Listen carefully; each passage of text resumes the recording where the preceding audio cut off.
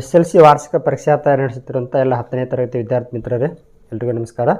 ರಾಜ್ಯ ಮಟ್ಟದ ಪೂರ್ವಸಿದ್ಧತಾ ಪರೀಕ್ಷಾ ಪ್ರಶ್ನೆ ಪತ್ರಿಕೆಯನ್ನು ಬಿಡಿಸ್ತಾ ಇದ್ವಿ.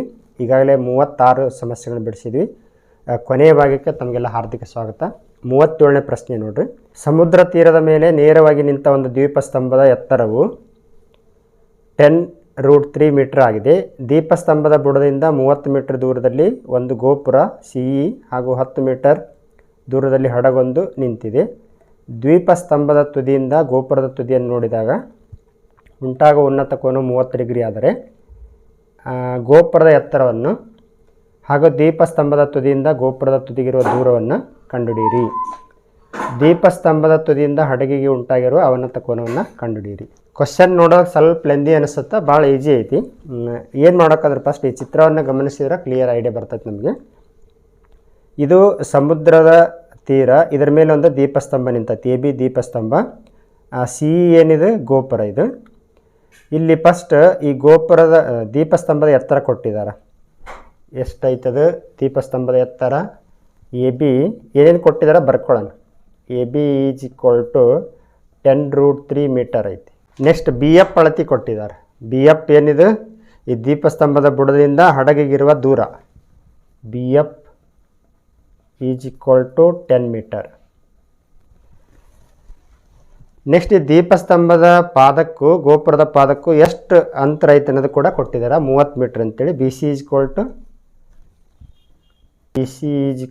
30 ಮೀಟರ್. ಕಂಡುಹಿಡಿಬೇಕಾಗಿರೋದು ಏನಂದ್ರೆ ಫಸ್ಟ್ ಗೋಪುರದ ಎತ್ತರ ಕಂಡುಹಿಡಿಯೋಣ. ಗೋಪುರದ ಎತ್ತರ ಅಂದರೆ ಯಾವುದು?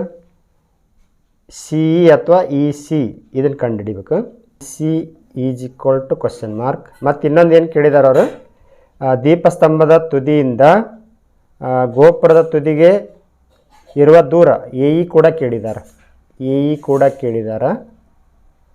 ನೆಕ್ಸ್ಟ್ ಇನ್ನೊಂದು ಲಾಸ್ಟ್ ಪಾಯಿಂಟ್ ಏನು ಕೇಳಿದ್ದಾರೆ ಅಂದ್ರೆ ಈ ದೀಪಸ್ತಂಭದ ತುದಿಯಿಂದ ಹಡಗನ್ನು ನೋಡಿದಾಗ ಉಂಟಾಗ ಅವನತ ಕೋನ ಎಷ್ಟಂತ ಕೇಳಿದ್ದಾರೆ. ಏನು ಮಾಡೋಕೆ ನಾವು ಫಸ್ಟ್ ನೋಡಿಲ್ಲಿ ABಗೆ ಈ CD ಸಮ ಇರ್ತೈತಿ. ABಗೆ CD ಸಮ ಇರ್ತೈತಿ, ಯಾಕಂದರೆ ಇದೊಂದು ಆಯತ ಆಗೈತಿ. ಹಾಗಾಗಿ AB is equal to DC is equal to ಏನಕ್ಕೈತಿ 10√3 ಮೀಟರ್ ಆಗುತ್ತೆ. ಅದನ್ನೊಂದು ಬರ್ಕೊಳ್ಳೋಣ. AB is equal to DC is equal to 10√3 metre. Next ಈ BCಗೆ AD ಸಮ ಇರ್ತೈತಿ, ಯಾಕಂದರೆ ಇದೊಂದು ಆಯತ ಇರೋದ್ರಿಂದ ಆಯತದಲ್ಲಿ ಅಭಿಮುಖ ಭಾಗಗಳು ಸಮ ಮತ್ತು ಸಮಾಂತರ ಇರ್ತಾವೆ. BC 30 ಇರೋದ್ರಿಂದ AD ಕೂಡ 30. AD is equal to BC is equal to 30 metre. First ನಾವು ED ಬೆಲೆ ಕಂಡುಹಿಡಿಯೋಣ.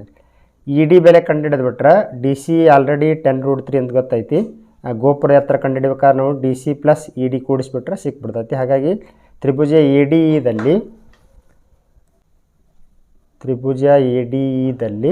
ಇದು ಲಂಬ ಕೋನ ಇರ್ತೈತಿ. ನಾವು ಇದು ಗೊತ್ತೈತಿ ನಮಗೆ, AD ಬಾವಿನ ಅಳತಿ ಗೊತ್ತೈತಿ. ಇದನ್ನು ಕಂಡುಹಿಡಿಬೇಕು. ಯಾವ್ದು ಗೊತ್ತೈತಿ ಯಾವುದನ್ನು ಕಂಡುಹಿಡ್ಬೇಕು. ಎರಡೂ ಬಾವು ಬೆಳೆಸ್ಕೊಂಡ್ರೆ ಯಾವ ತ್ರಿಕೋನಮಿತಿ ಅನುಪಾತಕತೆ ಅನ್ನೋದು ನೋಡ್ಬೇಕು. ನೋಡಿ, ಈ ಕೋನಕ್ಕೆ ಇದು ಅಭಿಮುಖ ಬಾಹು, ಇದು ಪಾರ್ಶ್ವಬಾಹು. tan 30 ಈಸ್ ಈಕ್ವಲ್ ಟು ಅಭಿಮುಖ ಬಾಹು ED, ಪಾರ್ಶ್ವಬಾಹು ED. ಎಷ್ಟಾಯ್ತು ಅವಾಗ? tan 30 ಅಂದರೆ 1/√3 tan 30 ಬೆಲೆ. ED ಕಂಡುಹಿಡಿತಾ ಇದ್ದೀವಿ. ED as it is. AD ಅಂದರೆ ಗೊತ್ತಾಯ್ತು ನಮಗೆ. AD ಅಂದರೆ ಏನಿದೆ? AD ಅಂದರೆ 30. ED ಈ 30 ಇಲ್ಲೇ ಭಾಗಿಸ್ತೈತಿ, ಈ ಕಡೆ ಕಳಿಸಿದ್ರೆ ಗುಣಿಸ್ತೈತಿ. ಏನಾಗುತ್ತೆ ನೋಡೋದು ಉತ್ತರ. ED ಈಸ್ ಈಕ್ವಲ್ ಟು 30/√3 ಆಗ್ತೈತಿ. ಇದು ನಾವು ಅಕರ್ಣೀಕಾರಕದಿಂದ ಗುಣಿಸಿದ್ರೆ ದಿಸ್ ಇಂಪ್ಲಾಯ್ಸ್ 30√3 ಅಪಾನ್ √3 × √3 √9 3 ಆಗ್ತೈತಿ. 3 1 3 10. ಹಾಗಾಗಿ ED ಈಸ್ ಈಕ್ವಲ್ ಟು 10√3 ಆಯಿತು. ಇವಾಗ ಇದು ಗೊತ್ತಾಯ್ತು. ನೆಕ್ಸ್ಟ್ ಇಲ್ಲಿ ADE ತ್ರಿಭುಜದೊಳಗೆ ಈ ಬಾವಿನ ಅಳತಿ ಗೊತ್ತಾಯ್ತು, ಇದು ಗೊತ್ತಾಯ್ತು. ಇದನ್ನು ಕಂಡುಹಿಡೋದು ಭಾಳ ಸುಲಭ, ಯಾಕಂದರೆ ನಾವು sin 30 ತೊಗೊಂಡ್ಬಿಟ್ರೆ ಅಭಿಮುಖ ಬಾಹು ಅಪಾನ್ ವಿಕರ್ಣ ಬರ್ತೈತೆ. ಅದು ವಿಕರ್ಣದ ಅಳತಿ ಕಂಡುಹಿಡಿಬೋದು. ತ್ರಿಭುಜ ADEದಲ್ಲಿ sin 30 ಈಸ್ ಈಕ್ವಲ್ ಟು ಅಭಿಮುಖ ಬಾಹು ಯಾವುದು? ED, ವಿಕರ್ಣ AE. This implies sin 30 ಅಂದರೆ 1/2 ED ಅಂದರೆ ಈ ಕಂಡುಹಿಡಿದಲ್ಲ 10√3 ಎ ಇನ ಕಂಡುಹಿಡಿತಾ ಇದ್ದೀವಿ ನಾವು. ಇದನ್ನು ನಾವು ಸುಲಭೀಕರಿಸಿದ್ರೆ ಈ ಕಡೆ ತೊಗೊಂಬರೋಣ, ಅಂಶಕ್ಕೆ ಹೋಗುತ್ತಾ. ನೋಡಿ ಈ 2 ಇಲ್ಲಿ ಹೋಗಿ ಗುಣಿಸ್ತೈತಿ. 10 × 2 ಅಂದ್ರೆ 20√3 ಮೀಟರ್. 20√3 ಮೀಟ್ರ್ ಆಯಿತು. ಕಂಡುಹಿಡಿದ್ವಿ. ಈಗ ಗೋಪುರದ ಎತ್ತರ ಕಂಡುಹಿಡಿ. ಗೋಪುರದ ಎತ್ತರ ಅಂದ್ರೆ EC. ಗೋಪುರದ ಎತ್ತರ EC is equal to ED + DC. ED + DC. ED ಅಂದರೆ ಎಷ್ಟು? ED ಅಂದರೆ 10√3 ಪ್ಲಸ್ DC ಆಗಲಿ ಕಂಡುಹಿಡಿದಲ್ಲ. ED ಕೂಡ 10√3, DC ಕೂಡ 10√3 ಐತಿ. √3 ಸಮರೂಪಕರಣಿಗಳು ಎಷ್ಟಾಯಿತು? 20√3 ಮೀಟ್ರ್ ಆಯಿತು. ಹಾಗಾಗಿ ಗೋಪುರದ ಎತ್ತರ EC is equal to 20√3 metre ಆಯಿತು. ಈಗ ಅವ್ರು ಹೇಳಿದಂಥ ಎಲ್ಲ ಪಾಯಿಂಟ್ ಕಂಡುಹಿಡಿದ್ವಿ. ಲಾಸ್ಟ್ ಒಂದು ಪಾಯಿಂಟ್ ಏನಂದ್ರೆ ಇಲ್ಲಿ ಈ ದೀಪಸ್ತಂಭದ ತುದಿಯಿಂದ ಈ ಹಡಗನ್ನು ನೋಡಿದಾಗ ಉಂಟಾಗುವ ಅವನತ ಕೋನ ಎಷ್ಟಂತ ಕೇಳಿದ್ರು. ಈ ನೋಡಿ ಅವನತ ಕೋನ ಯಾವಾಗ ಉಂಟಾಗತ್ತೆ ಅಂದ್ರೆ ನಮ್ಮ ಕಣ್ಣಿಗಿಂತ ಕೆಳಗಿನ ವಸ್ತು ನೋಡಿದಾಗ ಇಲ್ಲಿ ಒಂದು ಕ್ಷಿತಿಜ ರೇಖೆ ದೃಷ್ಟಿ ರೇಖೆ ನಡುವೆ ಅವನತ ಕೋನ ಉಂಟಾಯಿತು. ನೋಡಿ ಇದು ಪರ್ಯಾಯ ಕೋನ. ಅಂದರೆ ನಾವು ಈ ಕೋನ ಕಂಡುಹಿಡಬೇಕು. ಇದಕ್ಕಿದು ಪರ್ಯಾಯ ಕೋನ ಸಮ ಇರ್ತವೆ. 2 ಸಮಾಂತರ ರೇಖೆಗಳನ್ನ ಒಂದು ಛೇದಕ ರೇಖೆ ಛೇದಿಸಿದಾಗ ಉಂಟಾಗೋ ಪರ್ಯಾಯ ಕೋನ ಸಮ ಇರ್ತವೆ. ಹಾಗಾಗಿ ಇದನ್ನು ನಾವು ಥೀಟಾ ಅಂತೇಳಿ ತೊಗೊಳ್ಳೋಣ. ಅವಾಗ ABF ತ್ರಿಭುಜದೊಳಗೆ ಈ 2 ಬಾವು ಗೊತ್ತದವು. ಟ್ಯಾನ್ ಥೀಟಾ ತೊಗೊಂಡ್ಬಿಟ್ರೆ ನಮ್ಗೆ ಈಸಿಯಾಗಿ ಗೊತ್ತಾಗ್ತದೆ. ತ್ರಿಭುಜ ABFದಲ್ಲಿ tan theta is equal to ಅಭಿಮುಖ ಬಾವು AB, ಪಾರ್ಶ್ವ ಬಾವು BF. Tan theta as it is ಬರೆಯೋಣ. AB ಅಂದ್ರೆ 10√3, BF ಅಂದ್ರೆ 10. 10 get cancel. Tan theta is equal to √3 ಅಂದ್ರೆ ಥೀಟಾ ಬೆಲೆ ಎಷ್ಟಿದ್ದಾಗ ಟ್ಯಾನ್ √3 ಆಕತ್ತೆ ಅಂದ್ರೆ 60 ಡಿಗ್ರಿ ಇದ್ದಾಗ. ಹಾಗಾಗಿ this equal to tan 60. Theta ಅಂದ್ರೆ ಏನು? 60 ಡಿಗ್ರಿ. ಅಂದ್ರೆ ಈ ದೀಪಸ್ತಂಭದ ತುದಿಯಿಂದ ಆ ಹಡಗನ್ನು ನೋಡಿದಾಗ ಉಂಟಾಗುವ ಅವನತ ಕೋನ ಎಷ್ಟಂದ್ರೆ 60 ಡಿಗ್ರಿ ಆಗ್ತದೆ.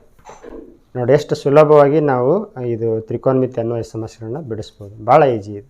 ಕರೆಕ್ಟ್ ಪ್ರಾಬ್ಲಮ್ನ ಅರ್ಥ ಮಾಡಿಕೊಂಡು ಈ ಚಿತ್ರದ ಆಧಾರದ ಮೇಲೆ ಬಿಡಿಸ್ತಾ ಹೋದರೆ ಭಾಳ ಸುಲಭ. ಕೊನೆಯ ಪ್ರಶ್ನೆ, 5 ಅಂಕದ ಒಂದು ಪ್ರಶ್ನೆ, 38ನೇದು. ಒಂದು ಸಿಲಿಂಡರ್ನ ಪಾದದ ಮೇಲೆ ಒಂದು ಶಂಕುವನ್ನು ಜೋಡಿಸಿ ಚಿತ್ರದಲ್ಲಿ ತೋರಿಸಿರುವಂತೆ ಒಂದು ಮರದ ಘನಾಕೃತಿಯನ್ನು ತಯಾರಿಸಲಾಗಿದೆ. ಘನಾಕೃತಿಯ ಎತ್ತರ 45 ಸೆಂಟಿಮೀಟರ್, ಶಂಕುವಿನ ನೇರ ಎತ್ತರ 15 ಸೆಂಟಿಮೀಟರ್ ಹಾಗೂ ಸಿಲಿಂಡರ್ನ ಪಾದದ ವ್ಯಾಸ 16 ಸೆಂಟಿಮೀಟರ್ ಆಗಿದೆ. ಘನಾಕೃತಿಯ ಪೂರ್ಣ ಮೇಲ್ಮೈ ವಿಸ್ತೀರ್ಣ ಹಾಗೂ ಘನಫಲವನ್ನು ಕಂಡುಹಿಡಿಯಿರಿ. ಭಾಳ ಸಿಂಪಲ್ ಇರುವಂಥ ಪ್ರಶ್ನೆ. ಈ ಹಿಂದೆ ವಾರ್ಷಿಕ ಪರೀಕ್ಷೆಯಲ್ಲಿ ಕೂಡ ಈ ಥರ ಪ್ರಶ್ನೆ ಕೇಳಿದ್ದಾರೆ. ಇದು ಜೋಡಿಸಿದ ಘನಾಕೃತಿ ಇದೆ. ಇಲ್ಲಿ ಒಂದು ಸಿಲಿಂಡರ್ ಮೇಲೆ ಒಂದು ಶಂಕುವನ್ನು ಜೋಡಿಸಿದ್ದಾರೆ. ಫಸ್ಟ್ ಏನು ಕೇಳಿದ್ದಾರೆ ಅಂದ್ರೆ ಈ ಒಂದು ಘನಾಕೃತಿ ಏನೈತಲ್ಲ ಇದ್ರದ್ದು ಪೂರ್ಣ ಮೇಲ್ಮೈ ವಿಸ್ತೀರ್ಣ ಅಂದ್ರೆ ಏನು? ನೀವು ಇಲ್ಲಿ ಕನ್ಫ್ಯೂಸ್ ಮಾಡಿಕೊಂಡು ಸಿಲಿಂಡರ್ ಪೂರ್ಣ ಮೇಲ್ಮೈ ವಿಸ್ತೀರ್ಣ, ಶಂಕುವಿನ ಪೂರ್ಣ ಮೇಲ್ಮೈ ವಿಸ್ತೀರ್ಣ ಕಂಡುಹಿಡಿಯೋ ಸಾಧ್ಯತೆ ಐತಿ. ಈ ಘನಾಕೃತಿ ಅಂದ್ರೆ ಟೋಟಲ್ ಒಟ್ಟು ಮೇಲ್ಮೈ ವಿಸ್ತೀರ್ಣ ಕೇಳಿದ್ದಾರೆ. ಅಂದರೆ ಇಲ್ಲಿ ಸಿಲಿಂಡರ್ನ ಪಾರ್ಶ್ವ ಮೇಲ್ಮೈ ವಿಸ್ತೀರ್ಣ, ಶಂಕುವಿನ ಪಾರ್ಶ್ವ ಮೇಲ್ಮೈ ವಿಸ್ತೀರ್ಣ ಕಂಡುಹಿಡಿಬೇಕು. 2 ಕೂಡಿಸ್ಬಿಟ್ರೆ ನಮಗೆ ಈ ಪ್ರಶ್ನೆಗೆ ಉತ್ತರ ಸಿಗ್ತದೆ, ಘನಾಕೃತಿಯ ಪೂರ್ಣ ಮೇಲ್ಮೈ ವಿಸ್ತೀರ್ಣ. ನೆಕ್ಸ್ಟ್ ಘನಫಲ ಕೇಳಿದ್ದಾರೆ. ಈ ಒಟ್ಟು ಘನಾಕೃತಿಯ ಪೂರ್ಣ ಮೇಲ್ಮೈ ವಿಸ್ತೀರ್ಣ ಅಂದ್ರೆ ಶಂಕುವಿನ ವಕ್ರ ಮೇಲ್ಮೈ ವಿಸ್ತೀರ್ಣ, ಶಂಕುವಿನ ವಕ್ರ ಮೇಲ್ಮೈ ವಿಸ್ತೀರ್ಣ, ಸಿಲಿಂಡರ್ನ ವಕ್ರ ಮೇಲ್ಮೈ ವಿಸ್ತೀರ್ಣ. ಒಟ್ಟು ಘನಫಲ ಅಂದರೆ ಏನಲ್ಲಿ? ಸಿಲಿಂಡರ್ನ ಘನಫಲ ಪ್ಲಸ್ ಶಂಕುವಿನ ಘನಫಲ. ಇಲ್ಲಿ ಒಂದು ಏನು ಕಂಡು ಹಿಡ್ಕೋಬೇಕಂದ್ರೆ ಎಕ್ಸ್ಟ್ರಾ ನಾವು ಈ ಪಾದದ ವ್ಯಾಸ ಕೊಟ್ಟಾರೆ. ಇಲ್ಲಿ D ಕೊಟ್ಟಿದ್ದಾರೆ, D16 ಅಂತೇಳಿ ತ್ರಿಜ್ಯ ಕಂಡು ಹಿಡ್ಕೋಬೇಕು. ಶಂಕುವಿನ ವಕ್ರ ಮೇಲ್ಮೈ ವಿಸ್ತೀರ್ಣ ಕಂಡು ಹಿಡ್ಕೋಬೇಕಾದ್ರೆ ಓರೆ ಎತ್ತರ ಬೇಕು ನಮಗೆ. L ಕೂಡ ಗೊತ್ತಾಗಬೇಕು. ಅಂದರೆ ಇದು L ಇದೆ. ಈಗ ಫಸ್ಟ್ ನೀವು D16 ಐತೆ ಅಂದ್ರೆ R ಬೆಲೆ ಎಷ್ಟಾಕೈತಿ? D/2 ಅಂದ್ರೆ ವ್ಯಾಸದ ಅರ್ಧದಷ್ಟು ಇರ್ತೈತೆ. 6 16ಕ್ಕೆ 2ರಿಂದ ಭಾಗಿಸಿದ್ರೆ 8 ಆಗುತ್ತೆ. ಇದು 8 ಆಯ್ತದೆ. ಈಗ ಇದಕ್ಕೆ ನಾವು ABC ಅಂತೇಳಿ ಹೆಸರು ಕೊಟ್ರೆ ಇದೇನಾಗುತ್ತೆ ಅಂದ್ರೆ ಒಂದು ಲಂಬಕೋನ ತ್ರಿಭುಜ ಆಕತಿ. ವಿಕರ್ಣ ಮೇಲಿನ ವರ್ಗವು ಉಳಿದೆರಡು ಭಾಗಗಳ ವರ್ಗಗಳ ಮೊತ್ತಕ್ಕೆ ಸಮ ಇರ್ತೈತಿ. ಅದನ್ನು ಬಳಸ್ಕೊಂಡು ನಾವು L² = R² + H² ಬಳಸ್ಕೊಂಡು L ಕಂಡು ಹಿಡ್ಕೋಬೇಕು. L ಕಂಡು ಹಿಡಿದ ಮೇಲೆ ನಮಗೆ ಏನಾಕೈತೆ ಅಂದ್ರೆ ಶಂಕುವಿನ ವಕ್ರ ಮೇಲ್ಮೈ ವಿಸ್ತೀರ್ಣ ಸಿಗ್ತೈತಿ. ಸಿಲಿಂಡರ್ ವಕ್ರ ಮೇಲ್ಮೈ ವಿಸ್ತೀರ್ಣ ಕಂಡು ಹಿಡಿಯೋಕೆ 2πr/h. ನೆಕ್ಸ್ಟ್ ಸಿಲಿಂಡರ್ನ ಎತ್ತರ ಹೆಂಗೆ ಕಂಡು ಹಿಡ್ಕೊಳ್ಳೋದು? ಟೋಟಲ್ ಇಲ್ಲಿಂದ ಇಲ್ಲಿ 45 ಸೆಂಟಿಮೀಟರ್ ಅಂತ ಹೇಳಿದ್ದಾರೆ. ಈಗ ಶಂಕುವಿನ ಎತ್ತರ 15 ಐತಿ. ಟೋಟಲ್ 45ರಾಗ ಈ 15 ಕಳೆದ್ಬಿಟ್ರೆ ನಿಮಗೆ ಸಿಲಿಂಡರ್ನ ಎತ್ತರ ಸಿಗ್ತೈತಿ. ಫಸ್ಟ್ ಕೊಟ್ಟಿರೋ ದತ್ತಾಂಶ ಬರ್ಕೊಳ್ಳೋಣ, ಭಾಳ ಸಿಂಪಲ್ ಐತಿ.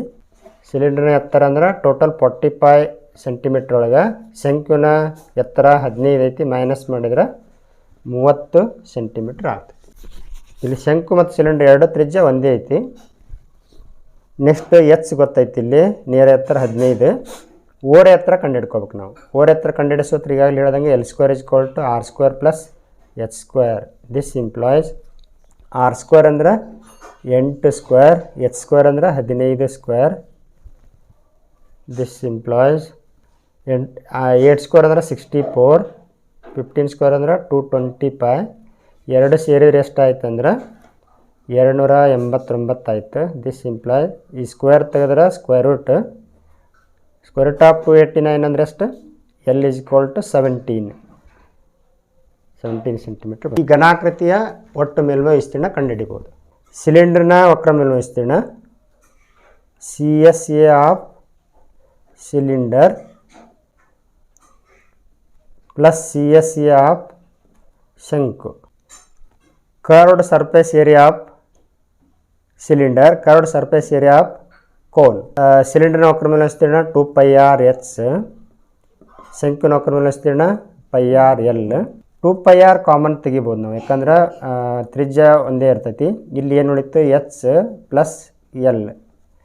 2 × π ಅಂದ್ರೆ 22.7, ತ್ರಿಜ್ಯ 8.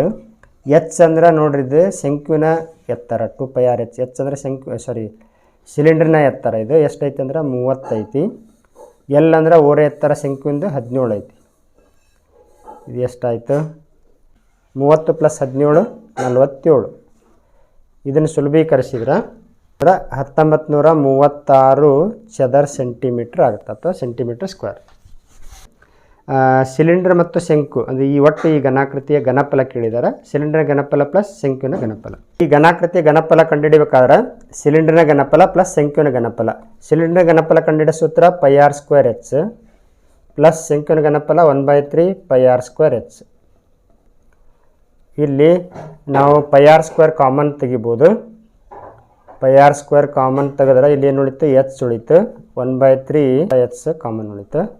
ಪೈ ಅಂದ್ರೆ 22.7, ತ್ರಿಜ್ಯ ಅಂದ್ರೆ 8². ಎಚ್ ಅಂದರೆ ಇದು ಸಿಲಿಂಡರ್ನ ಎತ್ತರ 30, 1/3 ಇಂಟು ಈ ಎಚ್ ಅಂದರೆ ಇದು ಶಂಕುವಿನ ಎತ್ತರ, ಶಂಕುವಿನ ನೇರ ಎತ್ತರ ಎಷ್ಟಾಯ್ತು ಅಂದ್ರೆ 15 ಐತಿ. 3 × 3 = 5 × 15, 22.7 ಇಂಟು 8 × 64. ಇದೆಷ್ಟಾಯ್ತು? 5 × 5 35 ಆಯ್ತದೆ.